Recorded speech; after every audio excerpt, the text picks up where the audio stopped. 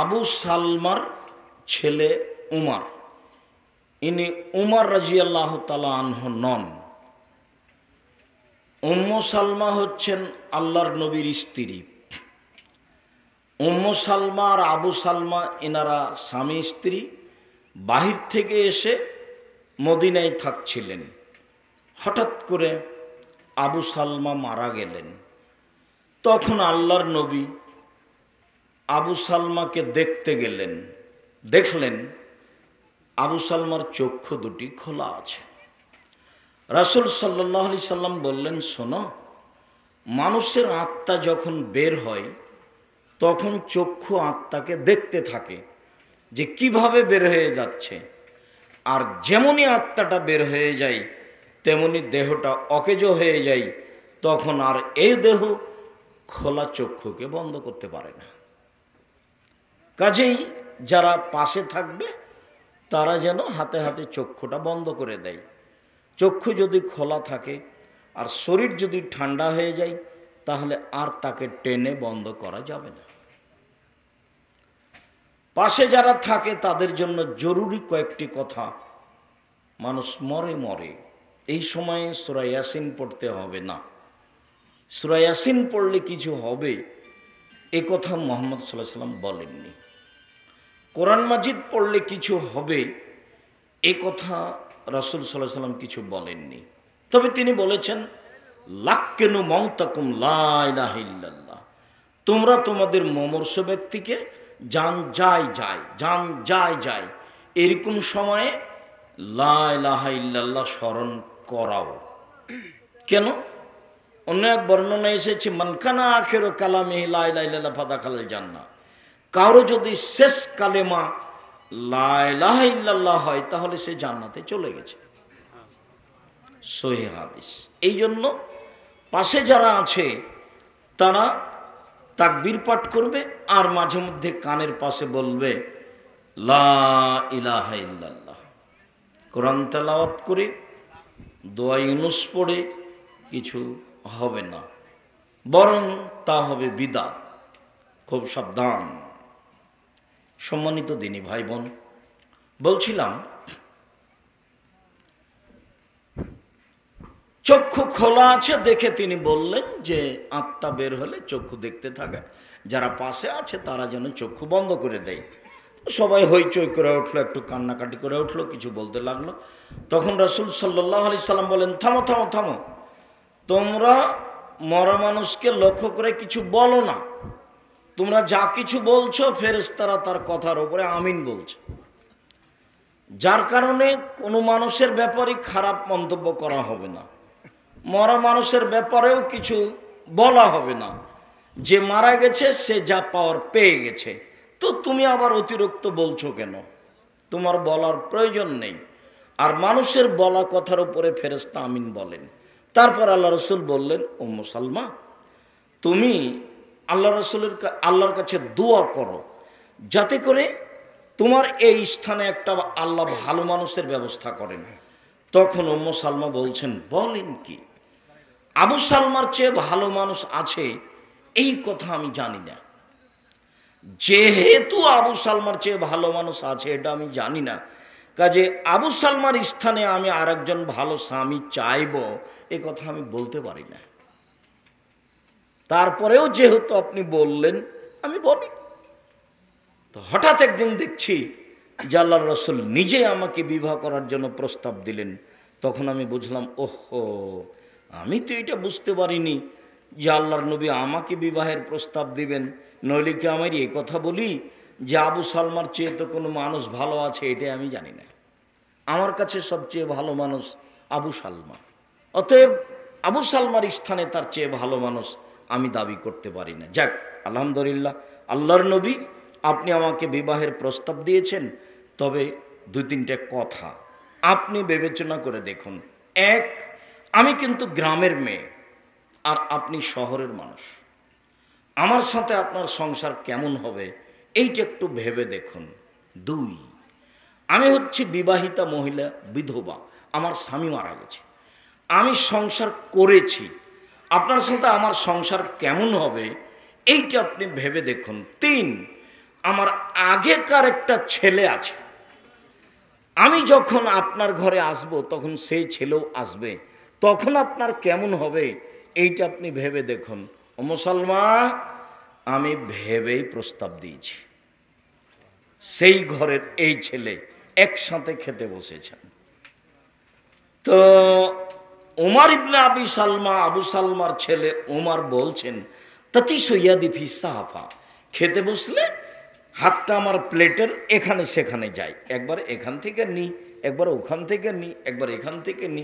আমাকে বললেন, এক সাম্মিল্লা, বিসমিল্লা বলো, কুলবিয়ামিনিক, ডান হাতে খাও, কুলবিমায়ালিক, পাশ থেকে খাও। অত্র বুখারী মুসলিমের হাদিসে আল্লাহর নবী আগের ঘরের ছেলেকে নিয়ে খেতে বসে তিনটে কথা বলে দিলেন। প্রত্যেকটা গার্জেনের বাপের উচিত খেতে বসে কিছু নিয়ম কানুন বলা এবং সপরিবার সবাই মিলে মাঝে মধ্যে বৈঠক করা, যাতে করে ছেলে মেয়ে সহ আহাল পরিবার সহ রাসূলের পদ্ধতিতে খাওয়া পান করা হয়। অত্র হাদিসের প্রথম কথা, বিসমিল্লাহ বলো। হুযায়ফা রাদিয়াল্লাহু তাআলা আনহু বলেন, রাসূল সাল্লাল্লাহু আলাইহি ওয়াসাল্লাম বলেছেন, ইন্না শাইতান ইস্তাহিল্লু তাম আল্লাহ ইযকুরা ইসমুল্লাহ আলাইহি, নিশ্চয় শয়তান ওই খাদ্য খায় যে খাদ্যে বিসমিল্লাহ বলা হয় না। আপনি যতবার বিসমিল্লাহ ছাড়া খাদ্য খান, এই খাদ্য শয়তান খায়, এ কথা আল্লাহর নবী বলেন। আপনার স্ত্রী যতবার বাচ্চাকে দুধ খাওয়ায়, ততবার আপনার স্ত্রীকে বিসমিল্লাহ বলতে হবে, সেই বলবে। যদি আপনার স্ত্রী বিসমিল্লাহ না বলে বাচ্চাকে দুধ খাওয়ানোর সময়, তাহলে এ দুধ শয়তান খাবে, নিশ্চিত খাবে, অবধারিত খাবে। আল্লাহর নবী বলেছেন খাবে, অতএব খাবেই খাবে। বিসমিল্লাহ। জাবের রাদিয়াল্লাহু তাআলা আনহু বলেন, রাসূল সাল্লাল্লাহু আলাইহি ওয়াসাল্লাম বলেছেন, ইযা দাখালা আহাদুকুম বাইতাহু ওয়া ইয়াযকুরুল্লাহ ইনদা দুখুলিহি ইনদা তাআমিহি, যখন কোনো ব্যক্তি বাড়িতে প্রবেশ করে, প্রবেশের সময় আল্লাহকে বলে, আল্লাহকে ডাকে, মানে আসসালামু আলাইকুম বলে, আর খেতে বসে বিসমিল্লাহ বলে, তখন ইবলিস শয়তান আর সব শয়তানকে বলে, লা মাবিতা লাকুম ওয়ালা আশা, এই বাড়িতে তোমাদের খাওয়ারও ব্যবস্থা নেই, এই বাড়িতে তোমাদের থাকারও সুযোগ নেই, চলে যাও। ইবলিস বলে। যখন সালাম দিয়ে বাড়িতে ঢোকে, তখন শয়তান আর বাড়িতে থাকতে পারে না। যখন বিসমিল্লাহ বলে খেতে বসে, তখন শয়তান আর খেতে পায় না। তখন ইবলিস বলে, এই বাড়িতে থাকারও জায়গা নেই, এই বাড়িতে খাওয়ারও ব্যবস্থা নেই, চলে যাও। হাদিস বুখারী মুসলিম। আবু যার গেফারি রাদিয়াল্লাহু তাআলা আনহু বলেন, তোমরা ওখানে দায়িত্ব পালন করে এখান থেকে কথা বলতে হবে, যাও ওদিকে গিয়ে দায়িত্ব পালন করো, যারা তোমরা প্রোগ্রাম করার সিদ্ধান্ত নিয়েছ।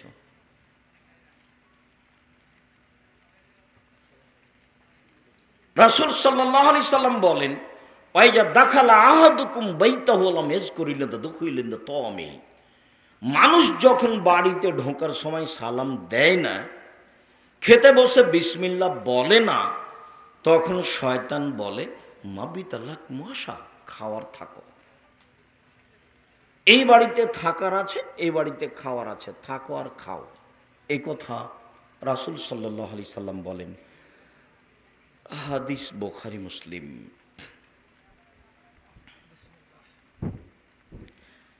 আনাস রাদিয়াল্লাহু তাআলা আনহু বলেন, রাসূল সাল্লাল্লাহু আলাইহি সাল্লাম বলেছেন, এজা আমসাইতুম কুফফু সিবিয়ানাকুম, যখন সন্ধ্যা হয় তখন তোমরা ছোট বাচ্চা, দুধের বাচ্চাকে হাঁটতে পারে এরকম বাচ্চাকে আটকিয়ে রাখো, ওদেরকে বাড়ির পিছনে নিয়ে যায় না, ওদেরকে উঠানে আঙিনায় নিয়ে যায় না, ওদেরকে ছাদের উপরে নিয়ে যায় না। এনতা শির শয়তান, ওই সময় শয়তান ছড়িয়ে পড়ে। শয়তান ছেলের উপরে বদ নজর দিবে, ওকে ধাক্কা দিয়ে নিচে ফেলে দিবে। যদি শয়তান বাচ্চার উপরে বদ নজর দেয় তাহলে সারা রাত বাচ্চা কান্নাকাটি করবে আর ববন করবে, মনে হবে যে বাচ্চা মারা গেল, এরকম মনে হবে। তখন বাপ মা সারা রাত ব্যস্ত থাকবে। শয়তানের প্রতিক্রিয়া, রাসূল সাল্লাল্লাহু আলাইহি সাল্লাম এ কথা বলেন। তিনি বলেন, ফাইদা যাহাবা সাআতুম মিনাল লাইলি ফাকাল্লুহুম, রাতের কিছু অংশ পার হয়ে গেলে, রাত 8:30 9টা হয়ে গেলে, 10টা হয়ে গেলে, এখন বাচ্চাকে ছেড়ে দাও, আর কোনো ক্ষতি হবে না। সন্ধ্যার সময় এ কথা মুহাম্মদ সাল্লাল্লাহু আলাইহি সাল্লাম বলেন, হাদিস বুখারী মুসলিম। তিনি বলেন, ও আগলিকুল আবওয়াব ওয়াযকুরুল্লাহ, দরজা জানালা বন্ধ করার সময় বিসমিল্লাহ বলো। ইন্না শায়তান লা ইয়াফতাহু বাবান মুগলাক, যেই দরজা বিসমিল্লাহ বলে বন্ধ করা হয় সেই দরজা শয়তান আর খুলতে পারে না। তিনি বলেন, অকু কেরাবাকুম ওয়াযকুরুল্লাহ, যত পাত্র আছে, আটার পাত্র হোক, চাউলের হোক, কোনো খাদ্য দরবারের হোক, যত পাত্র আছে, পাতিল আছে, সবকে ঢাকো, বিসমিল্লাহ বলো। কেন? বিসমিল্লাহ বলে ঢাকা পাত্র শয়তান খুলতে পারবে না। তিনি আরো বলেন, ও খাম্মেরু আনিয়াতাকুম ওয়াযকুরুল্লাহ, যত খাদ্যদ্রব্যাদির পাতিল আছে, দুধ আছে, তরকারি আছে, ভাত আছে, অন্য কিছু খাদ্য পানি আছে, সবকে ঢেকে রাখো, বিসমিল্লাহ বলো। তিনি বলেন, ফাইল্লাম তাজিদ, ঢাকার মতো যদি কিছু না পাও, ঘরের যদি দরজা না থাকে, তাহলে ফাতুরজু আলাইহি সাইয়্যিন ওয়াযকুরুল্লাহ, বিসমিল্লাহ বলে ওই পাতিলের মুখে একটা খড়কুটা রেখে দাও, বিসমিল্লাহ বলে দরজা একটা খড়কুটা রেখে দাও, সকাল পর্যন্ত এই দরজা দিয়ে শয়তান প্রবেশ করতে পারবে না। এ কথা মুহাম্মদ সাল্লাল্লাহু আলাইহি সাল্লাম বলেন, হাদিস বুখারী মুসলিম। এই পাত্রের মধ্যে শয়তান ঢুকতে পারবে না, অথচ খোলা আছে, এমনি একটা খড়কুটা কিছু আপনি বিসমিল্লাহ বলে রেখে দিয়েছেন। হাদিস বুখারী মুসলিম। তিনি বলেন, রাতে কতগুলি বালা মুসিবত চলে, যদি কোনো খাদ্য খোলা থাকে তাহলে শয়তান তাতে ঢুকে যায়। এই খাদ্য যদি, তাহলে বালা মুসিবত ওই খাদ্যে ঢুকে যায়। এই খাদ্য যদি সকালে মানুষ খায় তাহলে তার পেট খারাপ হবেই। রাস্তাঘাটের হাট বাজারের খোলা জিনিস কিনা খাবেন না। যদি দেখেন যে রাতে খাদ্যের পাতিল, তরকারির পাতিল ঢাকা ছিল না, তাহলে সকালে সেটা খেতে হবে না। যা রাসূল সাল্লাল্লাহু আলাইহি সাল্লাম বলেন। বলছিলাম বিসমিল্লাহ। আয়েশা রাদিয়াল্লাহু তাআলা আনহা বলেন, ইযা আকালা আহাদুকুম ওয়া নাসিয়া ইয়াযকুরুল্লাহ ফালায়াকুল বিসমিল্লাহ ওয়াল্লাহু আখিরাহু, কেউ যদি খেতে বসে বিসমিল্লাহ ভুলে যায় তাহলে শেষে বললে এইভাবে বলবে, বিসমিল্লাহ ওয়াল্লাহু আখিরাহু, আমার বিসমিল্লাহ শুরু থেকে শেষ পর্যন্ত, আমার বিসমিল্লাহ শুরু থেকে শেষ পর্যন্ত। তাহলে শয়তান যা খেয়েছে ও বমন করে রেখে চলে যাবে, ও নিয়ে যেতে পারবে না। এ কথা রাসূল সাল্লাল্লাহু আলাইহি সাল্লাম বলেন। সম্মানিত অত্র বৈঠকের দিনই মুসলিম ভাই বোন, বলছিলাম বিসমিল্লাহ। সংক্ষিপ্তভাবে আমরা এই পর্যন্ত বলে আরেকটু বলি। রাসূল সাল্লাল্লাহু আলাইহি সাল্লাম বলেন, এজা আতা আহাদুকুম আহলাহু, যখন তোমাদের কোনো ব্যক্তি তার স্ত্রীর নিকটে আসে, ফালিয়াকুল, সে যেন বলে, বিসমিল্লাহি আল্লাহুম্মা জান্নিবনা শায়তান ওয়া জান্নিবিশ শায়তান মা রাযাকতানা, আমি আমার স্ত্রী আমরা এই কর্মে যাচ্ছি আল্লাহর নামে, আল্লাহ তুমি আমাদেরকে শয়তান থেকে বাঁচাও, আর এতে যদি কোনো সন্তান দাও তাহলে তুমি তাকেও শয়তান থেকে রক্ষা করো, ফালা ইয়াজুরুহু, তাহলে শয়তান ওই বাচ্চার ক্ষতি করতে পারবে না। হাদিস বুখারী মুসলিম। রাসূল সাল্লাল্লাহু আলাইহি সাল্লাম বলেন, যখন মানুষ পেশাব পায়খানায় যাবে তখন যদি বলে, বিসমিল্লাহি আল্লাহুম্মা ইন্নী আউযু বিকা মিনাল খুবুসি ওয়াল খাবায়েস, আমি আল্লাহর নামে টয়লেটে পায়খানায় যাচ্ছি, অপবিত্র জিন এবং জিন্নি থেকে আমি বাঁচতে চাচ্ছি, যদি বিসমিল্লাহ সহ বলে তো শয়তান ক্ষতি করা তো দূরের কথা, দেখতেই পাবে না। আর যদি বিসমিল্লাহ ছাড়া বলেন তাহলে শয়তান দেখতে পাবে, ক্ষতি করতে পারবে না। পেশাব পায়খানা টয়লেট হলো শয়তান থাকার জায়গা, কাজেই যাওয়ার সময়তে, ঢোকার সময়তে বা বসার সময়তে বলে দিতে হবে। উল্লেখ্য যে টয়লেট যদি পাকা করা থাকে, সুন্দর ঢালাই করা থাকে, টাইলস লাগানো থাকে, তাহলে দোয়া পড়বে যখন বসতে যাচ্ছে, আর যখন উঠে যাবে তখন গোফরানাকা দোয়া পড়বে, এখনও ফ্রি। এই ঘরে বিসমিল্লাহ বলে অজু করতে পারবে, সমস্যা নেই। ওই ঘর তো তার শহর ঘরের চেয়ে অনেক সুন্দর। তো ও দোয়া পড়বে পেশাব পায়খানার যখন বসতে যাচ্ছে, আর যখন উঠতে যাচ্ছে তখন দোয়া পড়বে। বাকি ও স্বাভাবিক মানুষ, অতএব এখানে বিসমিল্লাহ বলে অজু করতে কোনো সমস্যা নেই। সম্মানিত দিনী ভাই বোন, আপাতত বিসমিল্লাহর কথা অনেক থাকা সত্ত্বেও এখানেই শেষ করলাম। সম্মানিত দিনী ভাই বোন, রাসূল সাল্লাল্লাহু আলাইহি সাল্লাম পরের বাক্যে বললেন, কুল বিয়ামিনিক, ডান হাতে খাও।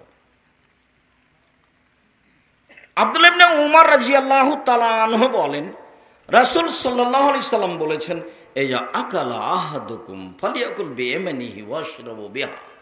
যখন তোমাদের কেউ খাবে, পান করবে, তখন সে যেন ডান হাতে খায়, ডান হাতে পান করে।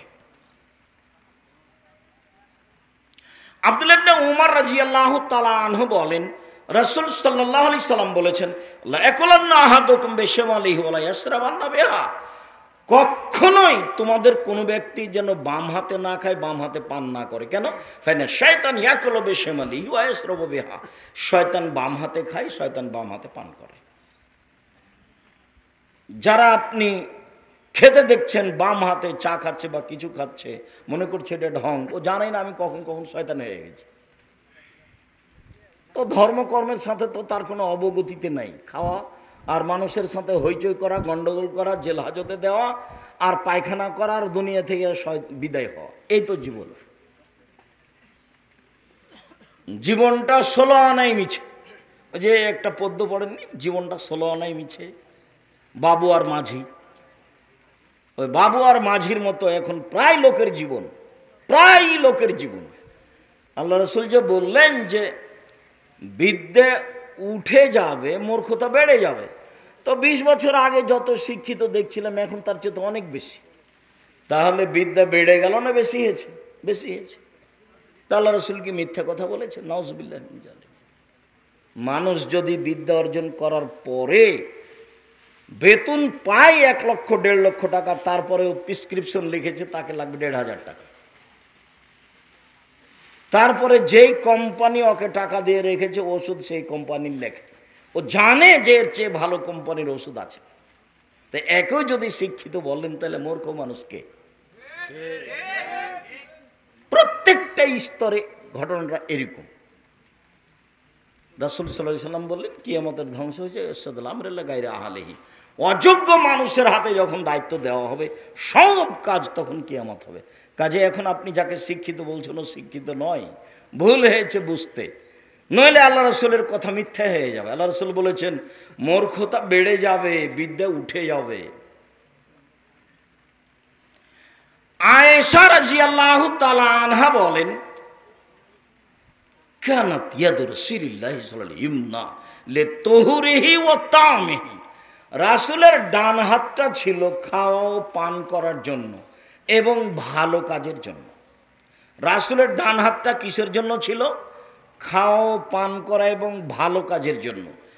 ওয়া ইয়াদুহুল ইসরা, রাসূলের বাম হাতখান ছিল লেখালাইহি ওয়া কাদারিহি আও লিল কাদারি, পেশাব পায়খানার জন্য আর ময়লার জন্য, অপবিত্র খারাপের কিছু খারাপের জন্য। ওই লোকটা এখনই বাম হাতে চা খেলো, তারপর আর পায়ের নিচে দেখছে একটা ন্যাকড়া বা খারাপ কিছু ময়লা, তো আর ডান হাত দিয়ে ধরবে না। দেখেন না পাশে আপনি পরীক্ষা করে, ও এখন কোন হাত দিয়ে ধরবে? ও এখন বাম হাত দিয়ে ধরবে। খাচ্ছে বাম হাতেই খেলো, এখন ওই ময়লা কাপড়টা কোন হাতে ধরতে যাচ্ছে? বাম হাতে ধরছে। তার মানে এই বুদ্ধি তার কাজ করছে, কিন্তু ধর্মীয় বুদ্ধি কাজ করে না। মানে ও শিক্ষিত মানুষ নয়, আমি আর আপনি ভুল বুঝেছি। বাম হাত গিলাসে লাগিয়ে ডান হাত নিচে লাগিয়ে, বাম হাত গিলাস ধরে, বাম হাতে গিলাস ধরে ডান হাত নিচে লাগিয়ে খাওয়ার কোনো সুযোগ নেই। ডান হাতেই গিলাস ধরতে হবে, এতে গিলাস অপরিষ্কার হয়ে যাক আর পরিষ্কার থাক তাতে আসে যায় না। সবার জন্য গিলাস করেন, আর না হলে ভাতই খায়েন না, খেজুর খান, যেটা সম্ভব হয় করেন। বাম হাতের কোনো সুযোগ নেই, এ কথা রাসূল সাল্লাল্লাহু আলাইহি ওয়াসাল্লাম বলেন। ডান হাত কুল মিম্মা ইয়ালিক, পাশ থেকে খাও। শেষের বাক্যে তিনি বললেন পাশ থেকে খাও, পাশ থেকে খাওয়া। আনাস রাদিয়াল্লাহু তাআলা আনহু বলেন, রাসূল সাল্লাল্লাহু আলাইহি সাল্লাম বলেছেন, কুল মিন জাওয়ানিবিহা ওয়ালা তাকুল মিন ওয়াসতিহা ফাইনাল বারাকাতা তানজুলু ফি ওয়াসতিহা। পাশ থেকে খাও, মধ্য থেকে খেও না, কেননা মধ্যে বরকত নাজিল হয়। রাসূল সাল্লাল্লাহু আলাইহি সাল্লাম বলেন, কুলু মিন জাওয়ানিবিহা ওয়ালা তাকুল মিন আলাহা। পাশ থেকে খাও, উপর থেকে খেও না। ফাইনাল বারাকাতা তানজুলু ফি আলাহা, উপর থেকে বরকত নাজিল হয়। গামলা থেকে আপনার ছেলে, আপনি চামচটা মধ্যে ডুবাতে পারবেন না, এক পাশে ডুবিয়ে ভাত উঠাতে হবে। আপনার স্ত্রী ভাতের পাতিলে চামচটা মধ্যে ডুবাতে পাবেন না, এক পাশে ডুবাতে হবে। মধ্যে ডুবালে বরকত কমবেই, কাউকে বলা লাগবে না, এমনিতেই কমে যাবে, আপনি বুঝতে পারেন আর না পারেন, বরকত উঠে যায়। আয়েশা রাদিয়াল্লাহু তাআলা আনহা বলেন, কানা নবী সাল্লাল্লাহু আলাইহি সাল্লাম ইয়াকুলু সিত্তান মিন আসহাবিহি। আল্লাহর নবী 6 জন মানুষকে নিয়ে খাচ্ছিলেন, তার সাহাবী 6 জনকে নিয়ে। ফাজারাবিউন, পল্লীর একজন বেদুইন মানুষ আসলো, ও আকালা বে লোকমাতাইনে, রাসূলের সাথে খেতে বসে 2 গাছে 2 লোকমাতে সব খাওয়া শেষ করে দিল। তখন রাসূল সাল্লাল্লাহু আলাইহি সাল্লাম বলেন, শোনো, আলা ইন্নাহু আলাউ সাম্মালা কাফাকুম, ও যদি খেতে বসে বিসমিল্লাহ বলতো তাহলে তোমার সবার জন্য যথেষ্ট হতো। যেহেতু বিসমিল্লাহ বলেনি, কাজে বিসমিল্লাহ বলে না যে সে 7 আঁতে খায়, 7 ভুঁড়িতে খায়। কাফের 7 আঁতে 7 ভুঁড়িতে খায়, মুমিন 1 আঁতে 1 ভুঁড়িতে খায়। কাজে এই কম খাবে আরও বেশি খাবে, বেশি যদি খায় বিসমিল্লাহ বলে তবু তাতে বরকত হবেই। বরকত ভিন্ন জিনিস, রুজি ভিন্ন জিনিস। জাবের রাদিয়াল্লাহু তাআলা আনহু বলেন, রাসূল সাল্লাল্লাহু আলাইহি সাল্লাম বলেছেন, ইজা কালা আহাদুকুম ফালইয়ালা কাসাবে ওয়াসাফা ফাইনা লা ইয়াদরি ফি ইয়াদিল বারাকা। যখন তোমাদের কেউ খাবে তখন সে যেন খাওয়া শেষে প্লেট চেটে খায়, আঙ্গুল চেটে খায়। কেন? কোন ভাতে বরকত আছে তার জানা নাই। ভাঙা ভাত প্লেটে ছিল, ধুয়ে ফেলে দেওয়া হয়েছে, বরকত চলে গেছে। ভাঙা ভাত হাতে লেগেছিল, আপনি চেটে খেলেন না, ওটা ধুয়ে ফেললেন, চলে গেল, বরকত চলে গেল। পড়ে গেছে সেটা তো ফেলে রেখে দেওয়া বহু দূরের কথা।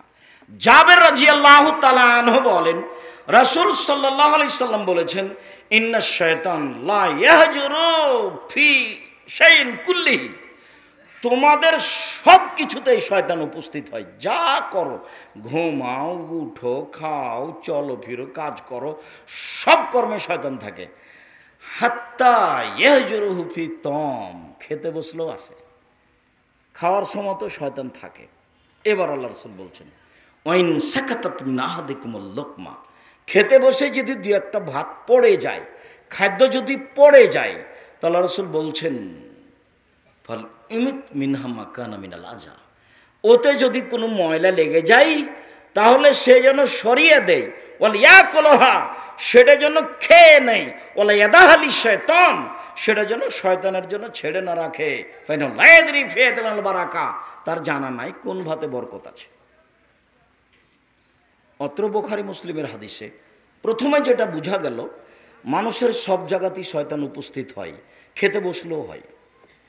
খেতে বসে যদি ভাত পড়ে যায়, ভাত দিতে লেগে, খাদ্য দিতে লেগে, তাহলে সেটা উঠিয়ে নিতে হবে। ময়লা লাগলে সরিয়ে দিতে হবে। প্লেটে ভাত রেখে হাতে পানি ঢেলে দেওয়া তো বহু দূরের কথা। আমার কাজ এমনটা সহজে হয় না। আমি ছাত্র জীবন থেকে নিয়ে এ যাবৎ কোনোদিন প্লেটে পানি ঢেলে দিয়েছি খাদ্য রেখে, তা ঘটেনি। আর মানুষে আমার জন্য খাওয়ার রেডি করেছে, তাতে আমি দেখেছি 32 আইটেমে তরকারি করেছে আর 16 আইটেমে ভর্তা করেছে।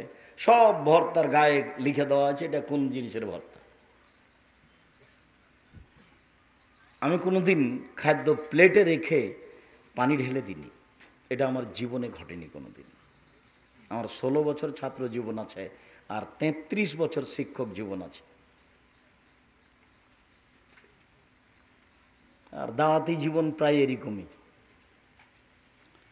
সম্মানিত দিনী ভাই বোন, রাসূল সাল্লাল্লাহু আলাইহি সাল্লাম বললেন, যদি পড়ে যাই উঠিয়ে নিতে হবে, ময়লা লাগলে সরিয়ে দিতে হবে, খেয়ে নিতে হবে, ছেড়ে রাখা যাবে না। ছেড়ে রাখলে শয়তান খাবে। জানা নাই কোনটাতে বরকত আছে। বরকত ভিন্ন জিনিস, রুজি ভিন্ন জিনিস।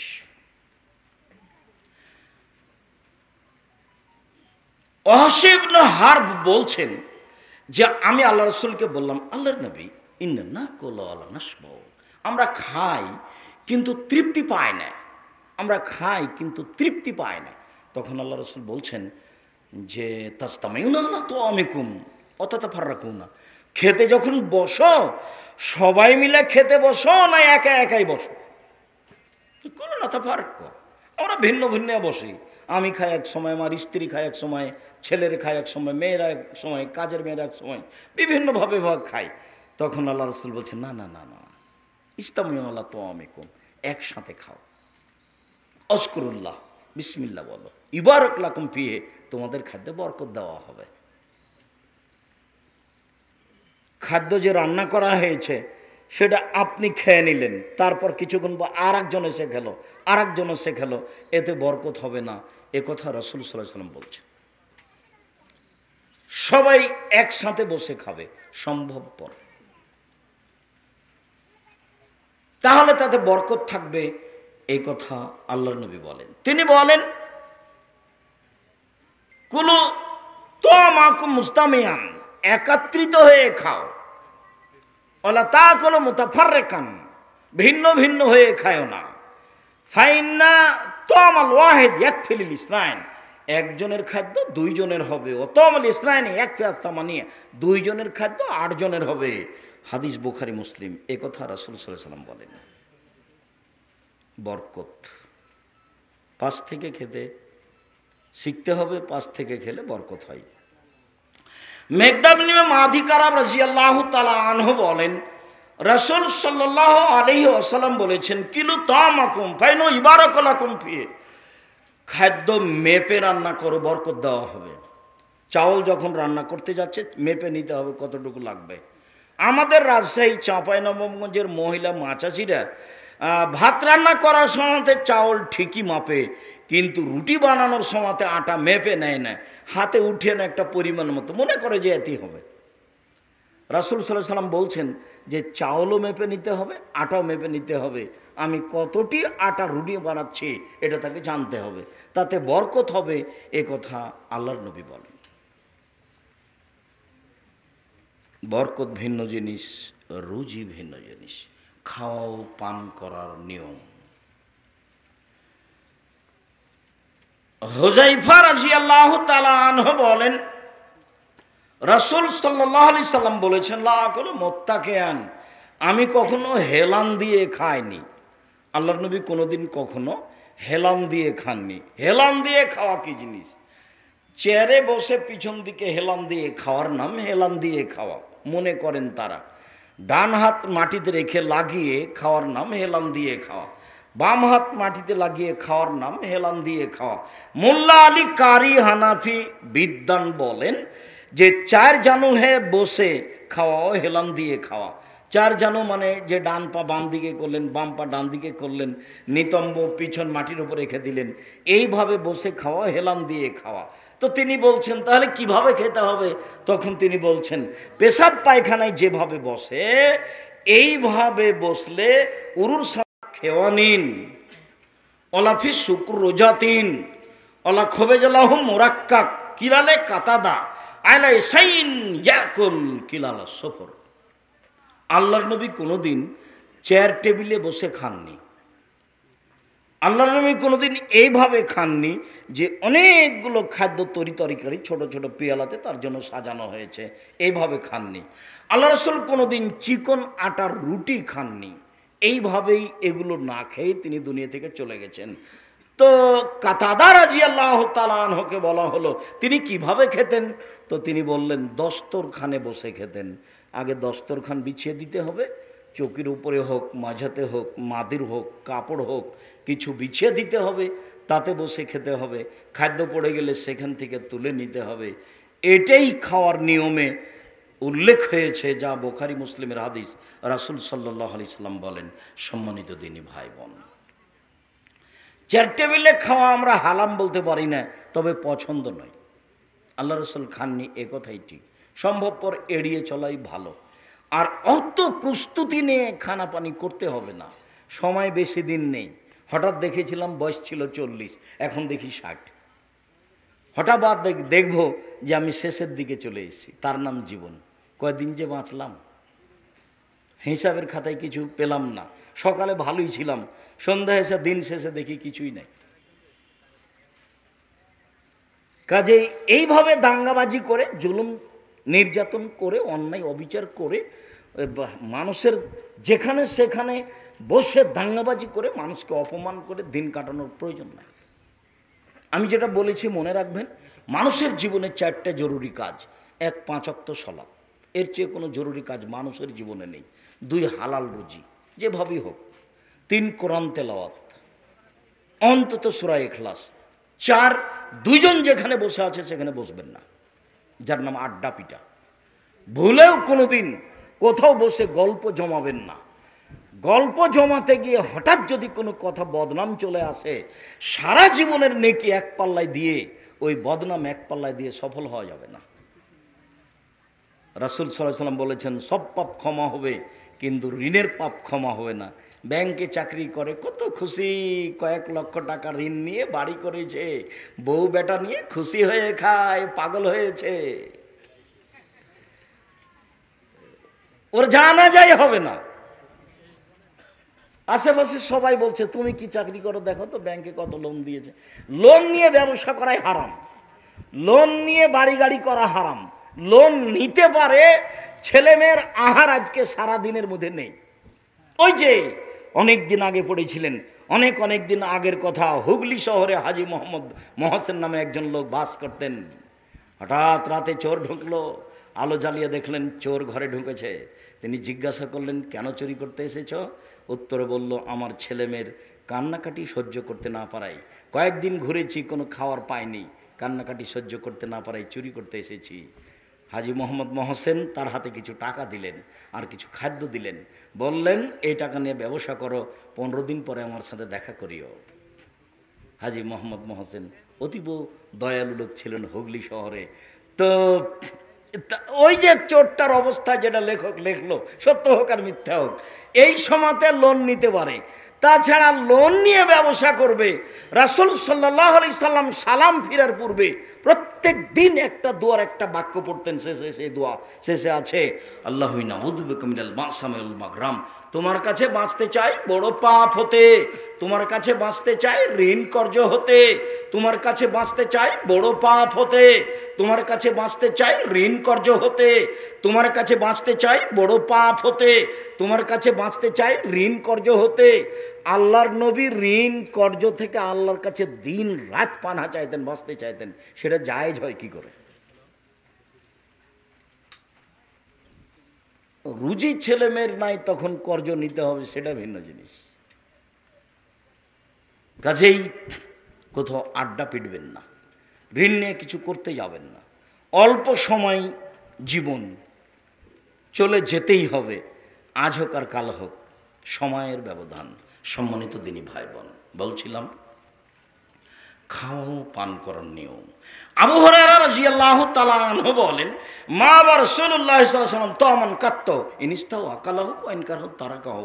আল্লাহর নবী খেতে বসে কোনোদিন কোনো খাদ্যের নিন্দা করেননি।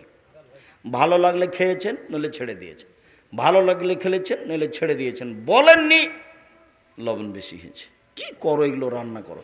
বউকে মারা তো বহু দূরের কথা, গালি দেওয়া তো বহু দূরের কথা, ওই সময় তো মুখ খুলতে পাবেন না। মুখ খুললে খাদ্যের নিন্দা করা হবে। কাজেই আল্লাহর নবী কোনোদিন কোনো খাদ্যের নিন্দা করেননি। ভালো লাগলে খেয়েছেন, নলে ছেড়ে দিয়েছেন, বলেননি এই। অতএব মন্তব্য থেকে বেঁচে থাকার চেষ্টা করুন। সম্ভবপর কম খাবেন। কম খাওয়ার ব্যাপারে আল্লাহ রাসূলের কথা যেটা শুনেছেন সেটাই ঠিক। উমামা বাহিলি রাদিয়াল্লাহু তাআলা আনহু বলেন, রাসূল সাল্লাল্লাহু আলাইহি ওয়াসাল্লাম বলেছেন,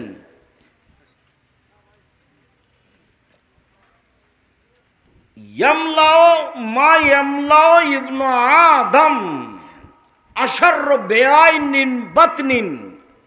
আদম সন্তান যা কিছু ব্যাগে রাখে, আদমের ছেলে মেয়ে যা কিছু থলেতে রাখে, আদমের সন্তান যা কিছু ব্যাগে রাখে, তার সবচেয়ে খারাপ সেইটা যেটা পেটে রাখে। পেটে একটা ব্যাগ, পেটে একটা থলে। আদম সন্তানের যত কিছু রাখার পাত্র আছে, তার সবচেয়ে খারাপ পাত্র কোনটা বলেন তো? পেট। এই কথা রাসূল সাল্লাল্লাহু আলাইহি ওয়াসাল্লাম বলেন। তিনি বলেন, অবে হাসবি ইবনে আদম ওকাইলাতুন ইকুম বিহি সুলবাহু।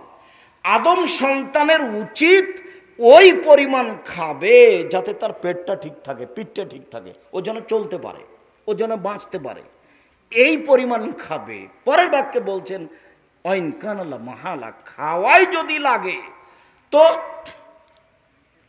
1600 মিন তামিন ও 1600 মিন সারাবিন ও 1600 লিন নফস। 3 ভাগের 1 ভাগ খাদ্য, 1 ভাগ পানি, 1 ভাগ শ্বাস প্রশ্বাস। পানি বেশি হলে শ্বাসের অসুবিধা হবে, শ্বাসের অসুবিধা হলে অসুখ হবেই। খাদ্য বেশি হলে শ্বাস প্রশ্বাসের অসুবিধা হবে। আর পেটে তো কোনো মেশিন নাই, আপনি যেটা খেয়েছেন ওটা তো মেশিন দিয়ে ডলে দেওয়া হয় না। পানিতে পেটে একটা পানি জমা হয়, সেই পানি ওটাকে ডলে দেয়। যদি খাদ্য বেশি হয় তাহলে পানি কমে যাবে, তখন বদহজম হবেই। আর যদি খাওয়া বেশি হয়, পানি বেশি হয়, তাহলে শ্বাসের অসুবিধা হবেই। আপনি বুঝতে পারেন আর না পারেন, শ্বাসের যখন অসুবিধা হবে তখন তার অসুখ হবে। কাজে খাওয়ার ব্যাপারে খুব সতর্ক সাবধান থাকতে হবে।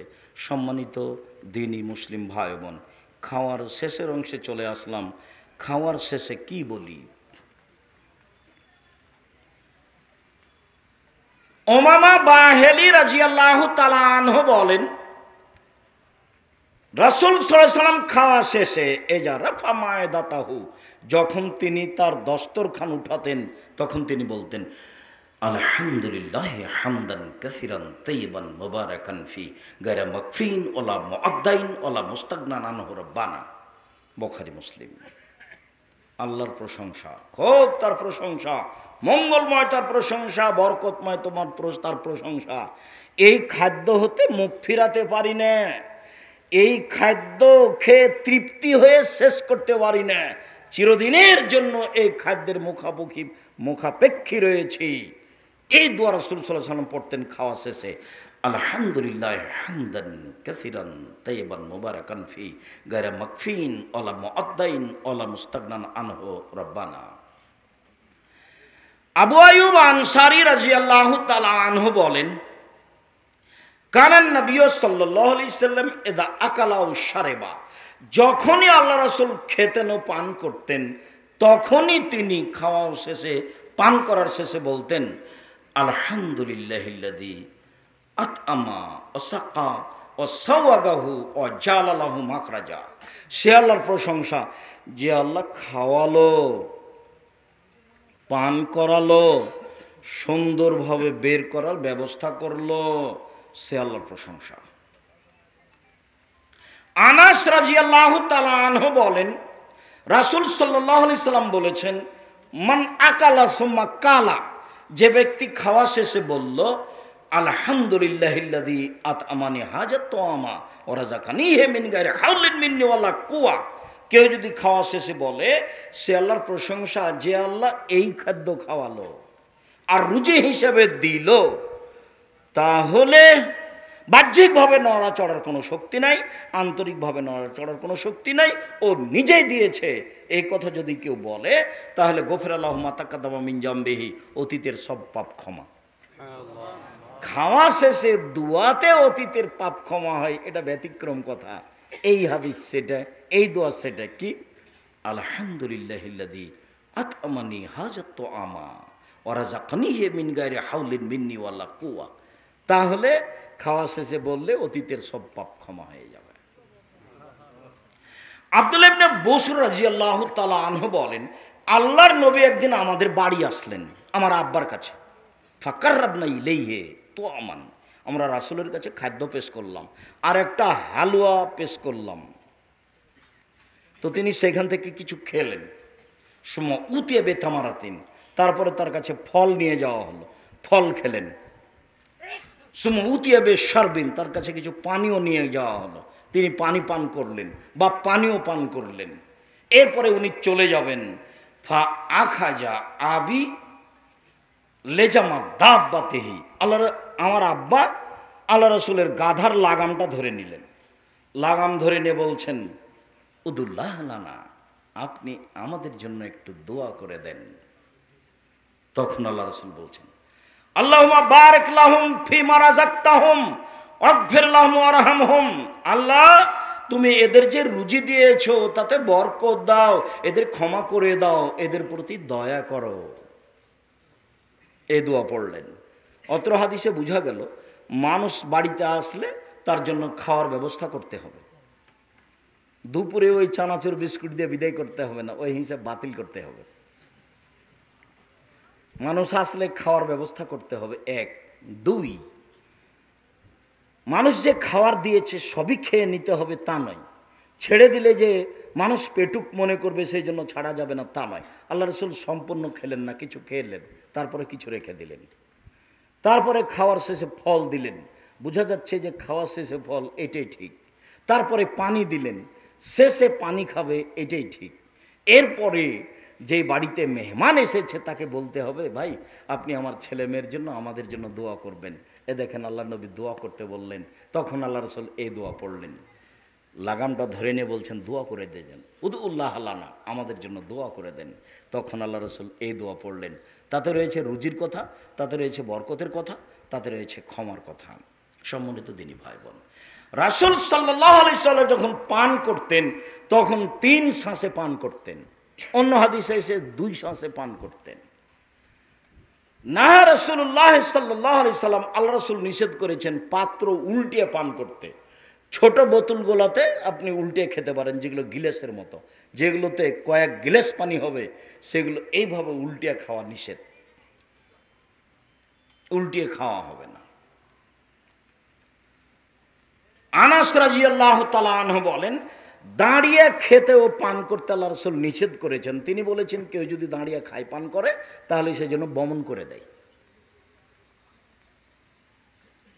আব্দুল্লাহ ইবনে আব্বাস রাদিয়াল্লাহু তাআলা আনহু বলেন, রাসূলের কাছে আমি জমজমের পানি নিয়ে গেলাম, তিনি জমজমের পানি পান করেন। কায়েম, তখন তিনি দাঁড়িয়ে ছিলেন। জমজমের পানি দাঁড়িয়ে পান করাই সুন্নাত। মাও জমজম লেমা শরবালাহু, জমজমের পানি যে উদ্দেশ্যে খাবেন সেটাই পূর্ণ হবে। রাসূল সাল্লাল্লাহু আলাইহি সাল্লাম বলেছেন, খায়রু মাইনাল ওয়াজিলার যে মাও জমজম, মাটির উপরে সবচেয়ে যে উত্তম দামি সুন্দর পানি, পবিত্র পানি, সেটা হলো জমজমের পানি। তিনি বলেন, মাও জমজম তামিন ও সাকমো শেফাইন, জমজমের পানি হচ্ছে খাদ্যের খাদ্য, জমজমের পানি হচ্ছে রোগের আরোগ্য। জমজমের পানি দাঁড়িয়ে পান করতে হবে, এটাই সুন্নাত। সম্মানিত দিনী ভাই বোন, আমরা আপনাদের বসে থাকার অবস্থা খুব ভালো লাগলেও আমরা আসলে আন্তরিকভাবে বিদায় নিয়ে নিয়েছি, চলেই গেছিলাম, আবার ঘুরে এসেছি। যাক, দেখতে খুব ভালো লাগছে। রাজবাড়ি, বরিশা, ফরিদপুর রাজবাড়ি, এসব এলাকায় আপনারা প্রতিষ্ঠান খুলবেন, কোরআন হাদিসের শিক্ষা ছেলেমেয়েরা করবে, এটা খুব দূরের কথা ছিল। আমরা আন্তরিকভাবে আপনাদের জন্য দোয়া করি। যে প্রতিষ্ঠান ওনারা খুলেছেন সেই প্রতিষ্ঠানকে ভালোভাবে গড়ার জন্য চেষ্টা করবেন, সম্ভবপর সাহায্য সহযোগিতা করবেন। ভারত, বাংলাদেশ, পাকিস্তানে মানুষের সহযোগিতায় এই প্রতিষ্ঠান চলে। মরমে নিজের প্রতিষ্ঠানকে মূল্যায়ন করার চেষ্টা করেন। আর আমার পক্ষ থেকে যেটা থাকে সেটা হলো এই, আমার জীবনে বড় স্বাদ, আমি উন্নত মানের প্রতিষ্ঠান গড়বই ইনশাআল্লাহ, যেখানে ছেলে মেয়ে বাংলা, ইংরেজি, আরবি উন্নত মানের শিক্ষা অর্জন করে জাতির অন্যায়ের বিরুদ্ধে লড়বে মুখে কলমে মিডিয়ায়। সেটাই জামিয়া সালাফিয়া। জামিয়া সালাফিয়া রূপগঞ্জ, নারায়ণগঞ্জ, ঢাকা 51 বিঘা জমির উপরে অবস্থান করে, যেখানে একটা মসজিদ তৈরি হতে যাচ্ছে, কাজ শুরু হয়েছে 200 শতক জমির উপরে, যার একতলাতে 10,000 মানুষ সালাত আদায় করতে পারবে। 33 শতক বিঘায় 6 বিঘা জমির ওপরে। জামিয়া সালাফে রূপগঞ্জ, নারায়ণগঞ্জ, ঢাকা, জামিয়া সালাফে ডাঙ্গিপাড়া, পাওয়ারা, সেই এইসব প্রতিষ্ঠানে প্রায় 5,000 ছেলে মেয়ে পড়াশোনা করে। প্রায় 300 জন শিক্ষক শিক্ষিকা অবস্থান করেন, যাদের প্রতি মাসে বেতন লাগে 32 লক্ষ। অত্র প্রতিষ্ঠানে প্রায় 410 জন মতো এতিম আছে, 550 জন অসহায় ছেলে মেয়ে রয়েছে। এই কথা বলে আপনাকে বলতে চেয়েছি দোয়া করার কথা।